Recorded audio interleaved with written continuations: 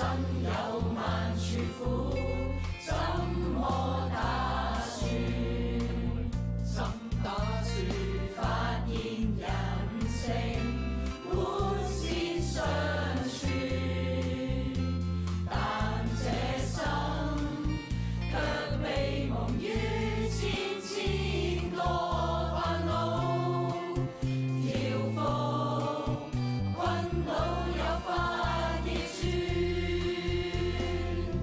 菩提是這心，設法去利眾生中善因，人人用這心，只想是因為別人，世界變得更快樂，平等心得接近，煩惱散去脫苦解困。